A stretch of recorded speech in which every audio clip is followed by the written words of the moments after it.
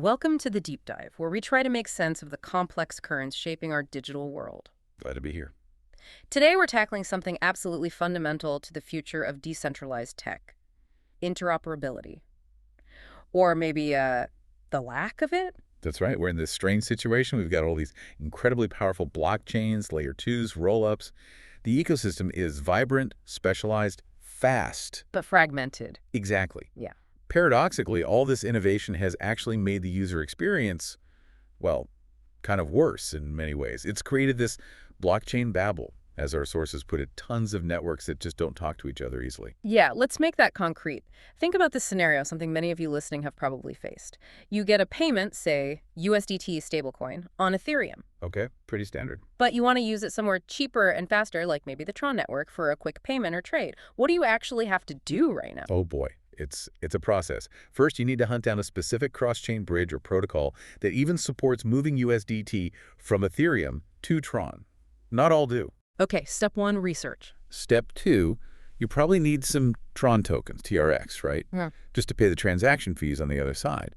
So that might mean another exchange transaction, maybe even using fiat again. More friction.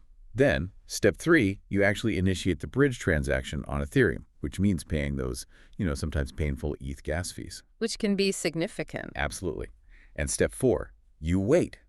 And wait. You could be waiting hours, depending on network congestion and the bridge's own process, just for that USDT to show up in your Tron wallet. Which, by the way, you probably had to set up specifically for this. Precisely. A new wallet, new seed phrase to manage. Hmm. It's just not smooth. It's not Web 2 smooth. No, it's totally unacceptable if this technology wants to reach, normal people. So our mission today is to really dig into this. Why is this fragmentation so bad? What are the different technical solutions people are building, the bridges, the protocols? We'll look at everything from simple notary systems to fancy zero-knowledge proofs. And ultimately, we want to get to this idea of chain abstraction, the dream of making all this complex plumbing completely invisible to the user. Exactly. Let's start with the costs, not just money, but the cost to the user experience. This fragmentation isn't just annoying, it's genuinely risky, isn't it? It really is. The sources we looked at hammer this point home. Yeah. The inconsistency is a killer. You get used to how one blockchain behaves, and it sets you up for surprises elsewhere. Like the gas fee example. You're used to paying pennies for a USDT transfer on Tron. Right. Then you go to do something similar on Ethereum during peak hours, and suddenly it's $50 or more. That's jarring. Or the opposite speed. You might be zipping around on a layer 2, moving wrapped Bitcoin almost instantly. Yeah, WBTC on Polygon or Arbitrum feels instant. But then if you need to interact with native Bitcoin, suddenly you're hit with maybe a 30-minute wait time for proper confirmation, if you weren't expecting that. You could miss an opportunity or just get incredibly frustrated. It erodes trust when things are so unpredictable. Absolutely. And remember how we got here. Layer 2s were meant to solve Ethereum's scaling problem, right? Make things faster and cheaper. And they did, in fairness. Throughput went way up. It did. But we kind of traded one problem for another. We scaled up vertically within these L2 silos, but we created massive gaps horizontally between them. All the money, the liquidity got scattered. So now you have capital stuck on Optimism, different capital on Arbitrum, more on Polygon, Base, you name it. Exactly.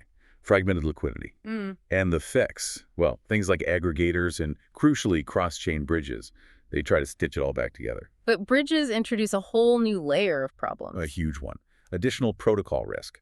And this isn't theoretical. No, let's really focus on that bridge risk, because functionally they've become the single biggest attack vector in DeFi, haven't they? They're like giant flashing targets. They are massive security honeypots. It's undeniable.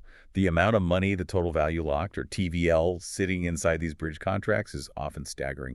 Billions of dollars. So if you're a hacker, why bother trying to crack into one small DeFi protocol when you can target the central vault connecting entire ecosystems?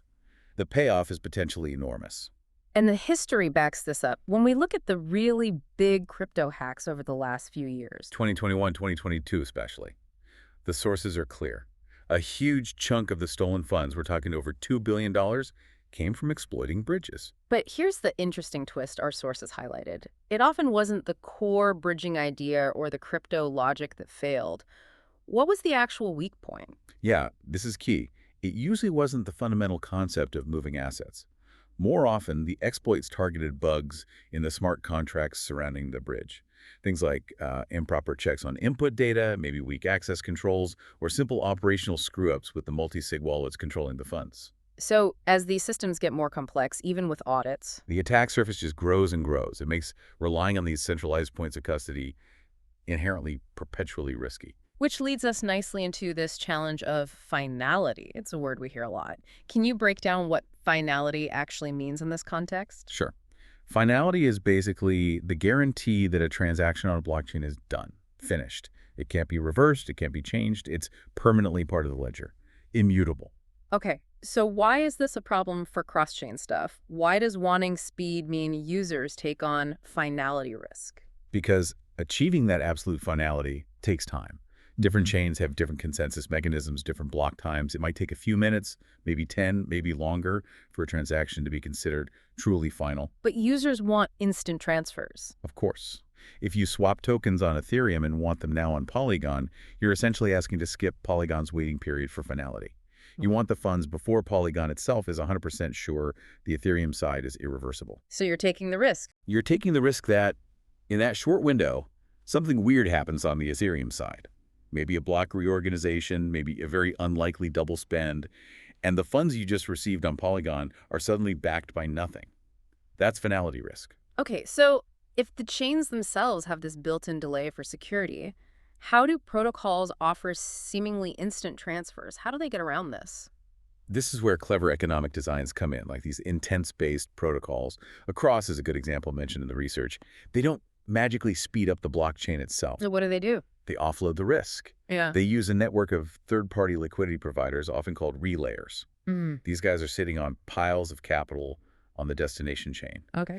When you want to bridge, say, from Ethereum to Polygon, a relayer instantly gives you the funds on Polygon. They front you the money. This is the fast fill. So the user gets their funds immediately. Right? And the relayer takes on the finality risk. They're the ones who wait for the slow, secure confirmation back on Ethereum. Once Ethereum finally confirms the transaction, the protocol reimburses the relayer for the funds they fronted, plus a small fee for their trouble and for tying up their capital. That's actually quite elegant. Speed for the user, risk managed by a professional, capitalized entity who's paid to take that risk. Exactly. It separates the user's need for speed from the blockchain's need for security. All right, let's shift from the problems and the risks to the actual nuts and bolts of the solutions. We need to understand the core ways people are trying to build secure connections between chains. Yeah, fundamentally, any system that sends messages across chains has to do two basic things. What are they? Okay, two jobs. First, it has to actually get the message delivered reliably and on time without being censored. That's kind of the liveness part. Right. And the second, much trickier part. Ensuring the message is valid, that the information being sent is correct and actually represents a finalized state on the source chain. That's the safety challenge. Exactly. And pretty much all the different interoperability architectures we see are defined by how they tackle that safety challenge and, critically, how much new trust they ask the user to accept. Okay, our sources break this down into roughly 3 main models based on those trust assumptions. Let's start with the simplest, maybe the oldest approach, the notary or agreement model. This is sort of the default for many early bridges because technically it's the most straightforward to build. You basically designate a group of trusted parties, call them notaries, guardians, validators, whatever. A committee. A committee, exactly. Their job is to watch the source chain, agree on what happened. Yes, Alice did lock 10 ETH, sign off on it, and then tell the destination chain this event is valid. The destination chain trusts the message because it trusts the committee. And this usually relies on what's called a totem and all or security model, right? What does that mean practically? It means you have 9 double total members in the committee, and you need at least 2 of them, a threshold, to agree and sign off for a message to be considered valid. So maybe you have 19 guardians and 99 towns, and you need 13 signatures, T13.3, for consensus. That's roughly 2/3, a common setup. Like Wormhole's guardians? Exactly like Wormhole's proof of authority guardians. Right. Or Axelar, which uses a proof-of-stake system where they need signatures representing over 2/3 of the staked value. But the weakness is obvious, isn't it? It is. The entire system's security rests on the honesty and operational security of that committee. If enough of the more than -2 get hacked, collude, or are coerced, The whole thing breaks down. They can sign off on invalid messages, steal funds. You're fundamentally trusting that majority. correct. Which brings us to the theoretical gold standard, Consensus verifying protocols. How do you get truly trustless security where you don't have to trust a new committee? Well, the destination chain has to verify the source chain's state itself, right, without relying on any external attesters. Precisely.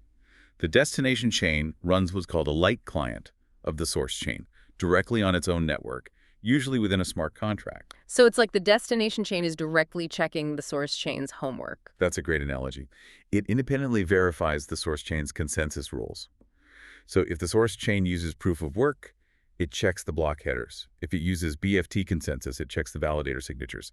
It introduces 0 new trust assumptions beyond the security of the two chains themselves. Okay, that sounds perfect. Secure, trustless. Why isn't everyone doing this? One word: cost. Running that kind of complex cryptographic verification, checking signatures, hashing block headers inside a smart contract environment, it's incredibly computationally intensive. Meaning expensive in gas fees. Astronomically expensive. The sources threw out a number trying to do standard light client verification on-chain could cost something like 80 million gas per verification. Whoa, okay, that's not feasible for any kind of scale. Not at all. It's beautiful in theory, but practically unusable for the volume we need in a multi-chain world. All right, so we have the Notary Model. Relatively cheap, easy to build, but requires trusting a committee. Then we have the consensus verifying model. Super secure, trustless, but way too expensive. There has to be a middle ground or a way to get the best of both worlds. And this is where the excitement around zero-knowledge proofs, specifically things like zkBridge, comes in. This is potentially game-changing technology. How does zkBridge tackle this? Does it make the light client cheaper? Effectively, yes, but in a very clever way.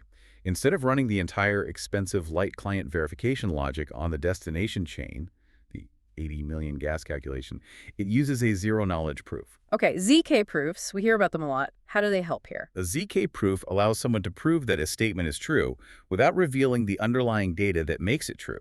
In this case, an off-chain system runs the expensive light client verification.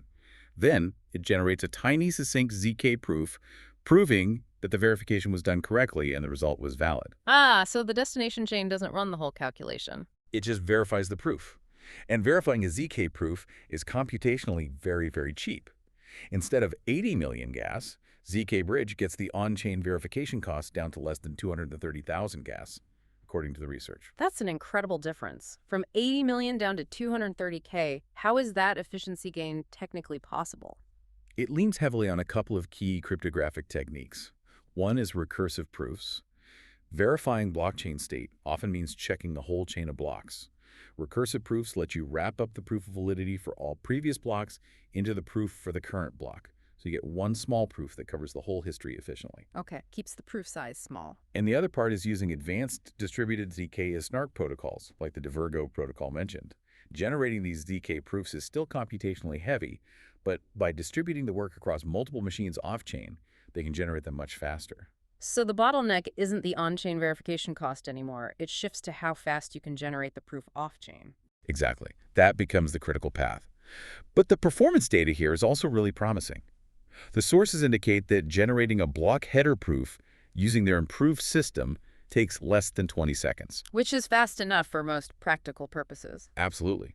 It's apparently over 100 times faster than earlier systems. It makes trustless, light client-based interoperability actually practical. Okay, fascinating. So that covers notaries, consensus verifiers, and ZK approaches. There's one more main category, optimistic protocols. How do they fit in? They seem different, more about economics than pure crypto verification. That's a good way to put it. They rely on economic incentives and penalties. Think of protocols like Nomad or Near's Rainbow Bridge. The basic idea is assume valid unless challenged. How does that work? You have attesters who propose state updates across chains. When they do, they have to lock up a significant amount of collateral, like a bond. Then you have another set of actors called watchers. The decentralized police. Kinda, yeah.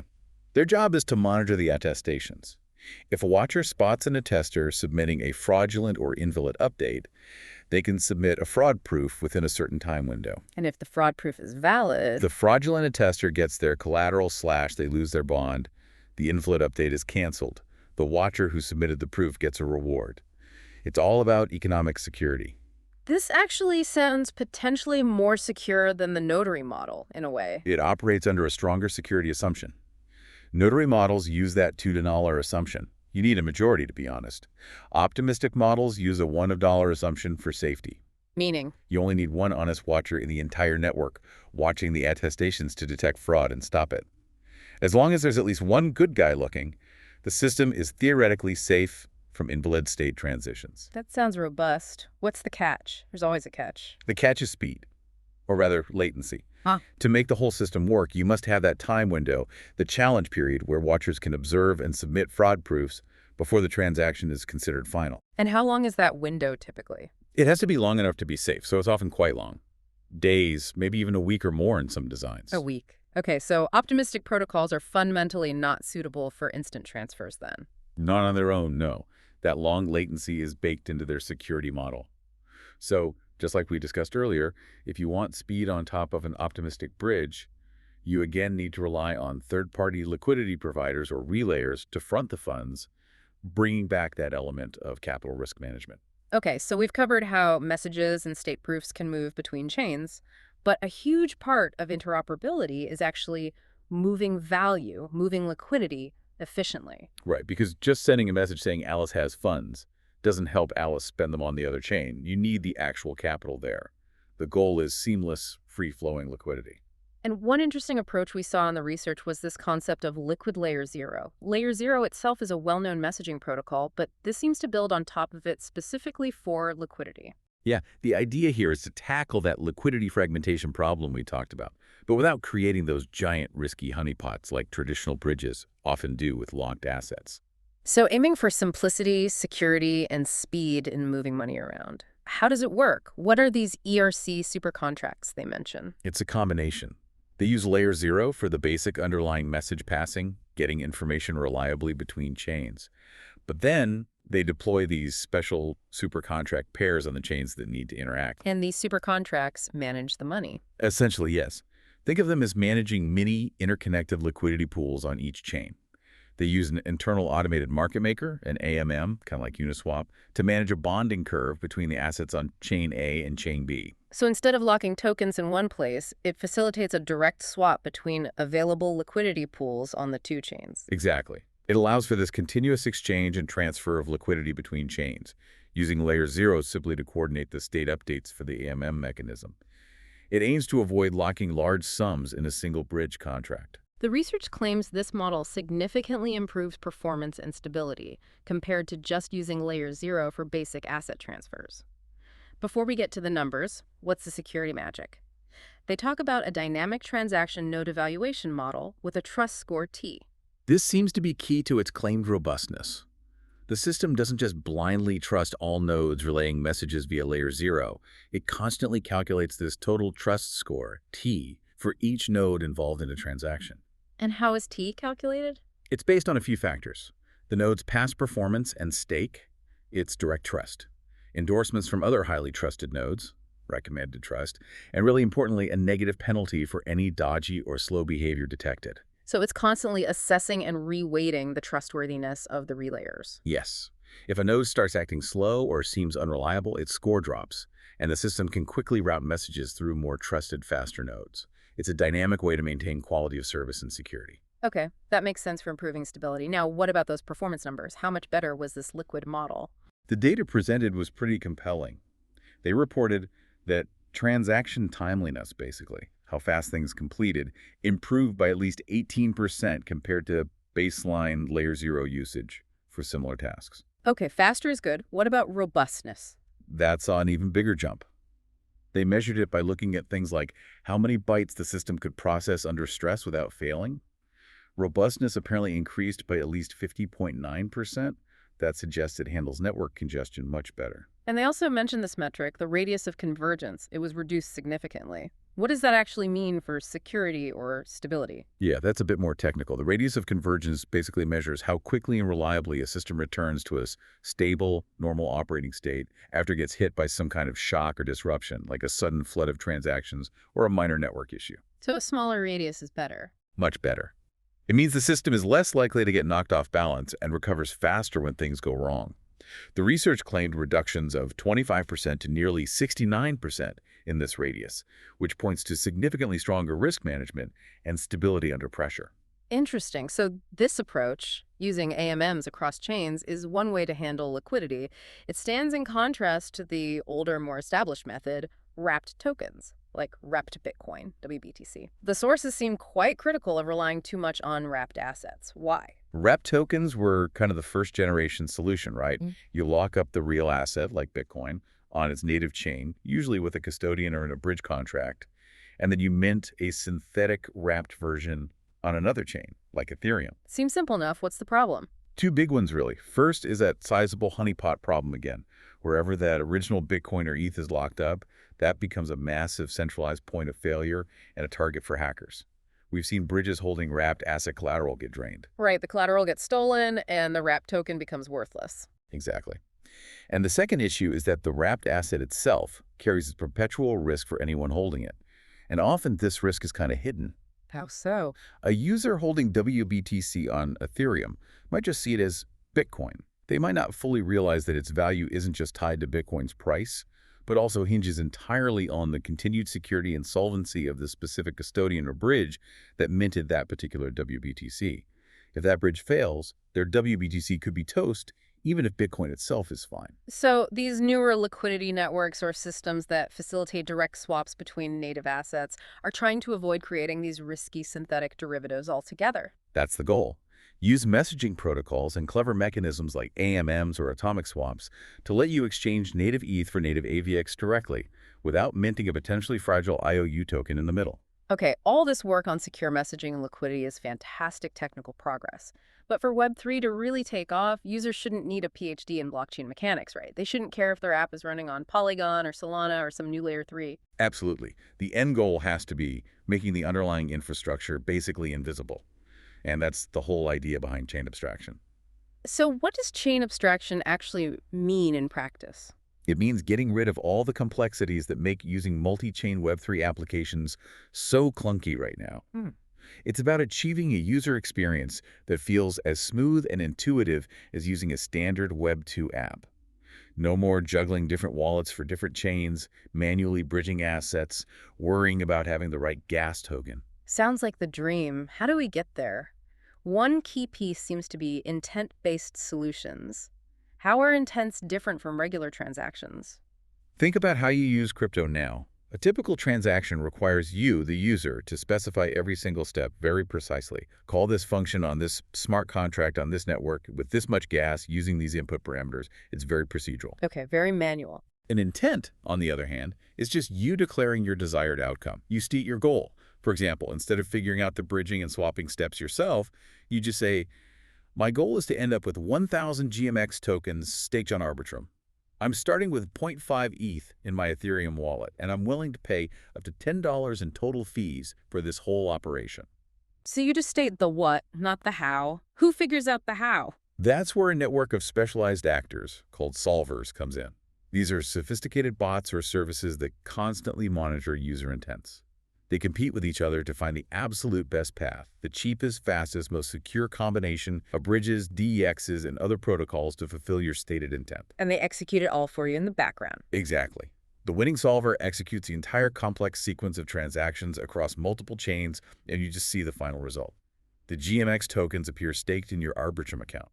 All the underlying chain complexity is abstracted away. That's a huge UX improvement. What's the other major piece needed for this seamless experience, especially around wallets and fees? Account abstraction, AA, comes up constantly. AA is arguably even more fundamental. It changes the very nature of blockchain accounts. Traditionally, your account is your private key, basically. The key signs transactions, the account holds assets. They're tightly linked. Okay. What does AA do?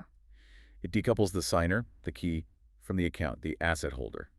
With AA, your account itself becomes a smart contract. This opens up a whole world of possibilities because you can program logic directly into the account. Like what kind of logic? Things like setting up sophisticated multi-signature rules for sending funds, or implementing social recovery ways to get access back to your account if you lose your main key, maybe via trusted friends or family. And crucially, for multi-chain UX. Letting someone else pay your gas fees. Exactly.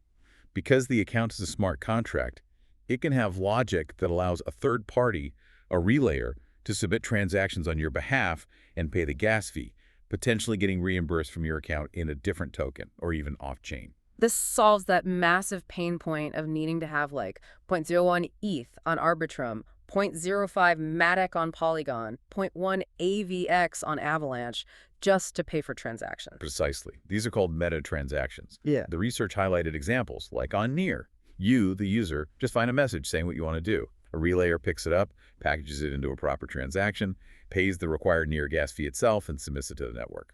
And the relayer gets paid somehow. Yeah, maybe the transaction itself includes a fee for the relayer paid in a stablecoin from your account, or maybe the application you're interacting with pays a relayer. The point is, you don't need to hold the native Near token just to use an app on Near. It feels much more like Web 2, where you don't pay microfees for every click. Okay, beyond the transaction logic, we're also seeing really advanced crypto being used to make wallets themselves more secure and user-friendly. The CKB Joy ID wallet example caught my eye using WebAuthn standards. Yeah, this is super interesting. Most blockchains, especially EVM-compatible ones, use a specific cryptographic signature algorithm called SEC256K1. It works, but it's not something your phone or laptop natively understands very well. Right. CKB's architecture, however, allows wallets like Joy ID to use a different algorithm called P256 or SECP256R1. And this algorithm is part of the WebAuthn standard. Why does it matter? What's WebAuthn? WebAuthn is a standard that allows websites and apps to use your device's built-in security features for authentication, think fingerprint scanners, facial recognition, or even hardware security keys like YubiKeys. It's supported natively by basically all modern operating systems: iOS, Android, Windows, Mac. So Joy ID can use my phone's fingerprint sensor to sign blockchain transactions. Exactly. And it does it in a highly secure way. By using P256 and WebAuthn, it can leverage your device's trusted execution environment, PE. That's like the secure enclave on an iPhone or the Titan M chip on a Pixel. What's special about the T? It's a physically isolated, secure area within your device's processor. The private key for your wallet can be generated inside the T and theoretically never leave it. When you need to sign a transaction, you authenticate using your fingerprint or face scan, and the T performs the signature internally using the key it protects. So the private key itself is never exposed to the main operating system or potential malware? Correct. It dramatically reduces the risk of key theft compared to storing keys in software or, God forbid, writing down seed phrases. And the user experience is just unlocking your phone, something everyone is already comfortable with. That feels like a genuine step towards making crypto security manageable for normal people. Okay, finally, let's broaden out from wallets and transactions to identity itself. The vision seems to be moving away from current leaky, siloed ID systems towards user-controlled verifiable digital credentials, VDCs. Yes, this is a huge part of the connected future. Right now, our identity data is scattered across dozens of companies, databases. It's a privacy nightmare and a security risk. VDCs flip the model. How? A VDC is like a digital version of a physical credential. Your driver's license, your diploma, your employee badge. But it's cryptographically signed by the issuer, the DMV, the university, your employer, to prove its authenticity. You, the user, hold these credentials in your own digital wallet. So I control my identity data, not some central database. Exactly. You get these passportable IDs that you can present when needed, minimizing reliance on centralized providers and reducing the risk of massive data breaches. But if I present my VDC, doesn't that still reveal all the information on it? If I just need to prove I'm over 18, I don't want the bouncer seeing my home address. And this is where the most advanced crypto tools come back in. Zero-knowledge proofs, ZKPs, and multi-party computation, MPCs. They are essential for privacy. How do they protect the data in VDCs? They enable information minimization. Instead of showing your whole VDC driver's license, you use a ZKP. You generate a proof that says, essentially, I can cryptographically prove that I possess a valid VDC, signed by the DMV, which states my age is over 18, without revealing the actual birth date, name, or address. Wow, so you prove the specific fact needed and nothing more. Precisely. Or using MPCs, multiple parties, say your bank and a government agency, could collaborate to check if your ID matches an entry on a sanctions list, without either party actually revealing the full list or your full ID details to the other. It allows for checks and compliance while fiercely protecting the underlying sensitive data. That balance between verification and privacy seems absolutely critical. This has been incredibly insightful. We've gone from the chaos of the blockchain babble to seeing a clear path forward, built on layers of sophisticated cryptography and clever economic design. Yeah, the picture that emerges from the research is really one of maturation. We're moving past the era of simple, often clunky and vulnerable bridges, and decisively towards these much more robust, cryptographically secured messaging systems like zkBridge, complex liquidity solutions like the Layer 0 evolution, and crucially, these user-focused abstraction layers like AA and Intents. So the big takeaway for everyone listening seems to be, the future isn't about one blockchain winning. It's about creating this seamless tapestry, as the sources put it, of many specialized chains and layer twos all working together. And ideally, working together invisibly. That modularity is key. You might perform a single action in an app, say, swapping one asset for another and staking it, and that action might actually touch an optimistic rollup for execution, settle finally on Ethereum Layer 1, and use the ZK-powered liquidity network to find the best swap rate. All in one click without the user needing to know or care about any of that plumbing. That's the goal, interaction with the service, not the infrastructure. Which leads us to our final provocative thought for you today. Given this relentless drive towards chain abstraction, towards making the underlying blockchain mechanics disappear from view, it seems plausible that by, say, the end of this decade, you could be using decentralized services constantly for payments, for managing assets, for proving your identity without even consciously realizing a blockchain is involved, let alone which one. A completely seamless embedded Web3. So, if the very infrastructure of finance and identity becomes invisible, what new kinds of critical thinking skills will you need to develop to understand, trust, and ultimately control the hidden systems that are shaping your digital life? Something to ponder. Thanks for joining us on The Deep Dive.